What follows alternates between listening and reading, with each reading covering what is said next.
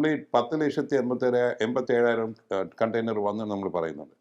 തിരുവനന്തപുരത്തുള്ള ആൾക്കാർ ആരെങ്കിലും കണ്ടെയ്നർ പോകുന്നത് കണ്ടിട്ടുണ്ടോ? ഇല്ല, ഈ റോഡ് വഴി ഏതെങ്കിലും കണ്ടെയ്നർ പോയാൽ പോയിട്ടില്ല. ഈ കണ്ടെയ്നർ വന്നു വലിയ കപ്പലിൽ വരുന്നു, ചെറിയ ഫീഡർ കപ്പലിലോട്ട് കയറ്റി വിടുന്നു. അതെ. തിരുവനന്തപുരം പട്ടണത്തിൻ്റെ അകത്ത് കൂടെയോ അല്ലെങ്കിൽ കോസ്റ്റൽ ഹൈവേ വഴി ഒരു കണ്ടെയ്നർ ഇതുവരെ നീങ്ങി തുടങ്ങിയിട്ടില്ല.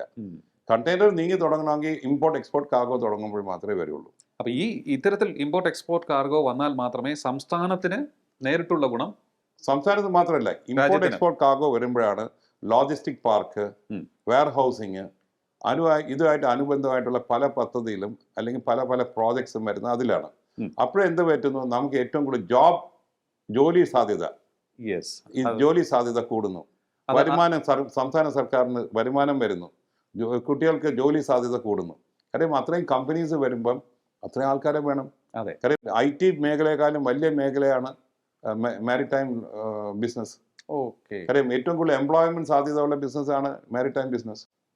അപ്പോൾ എത്രയോ ആൾക്കാരെ എംപ്ലോയ് ചെയ്യാൻ പറ്റുന്ന ഒരു ഫീൽഡാണ്.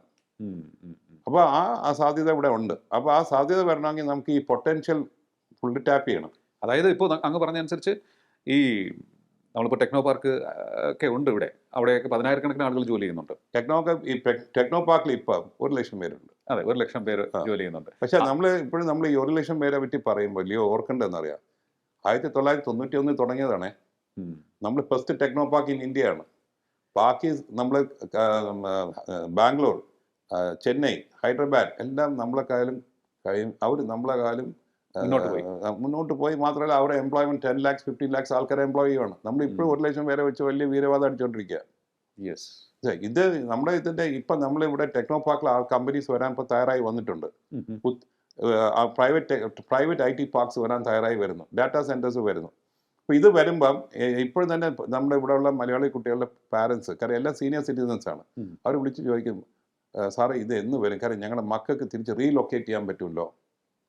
അവരൊക്കെ പൂനെയിലും ബാംഗ്ലൂരൊക്കെ അല്ലേ, അവർ തിരിച്ചു വിടാം. അപ്പം ഞങ്ങളുടെ പ്രായം കൂടിക്കൊണ്ടിരിക്കുമ്പോൾ ഈ കുട്ടികൾ ഇവിടെ ഉണ്ടെങ്കിൽ അത്രയും സഹായമാവത്തില്ലേ?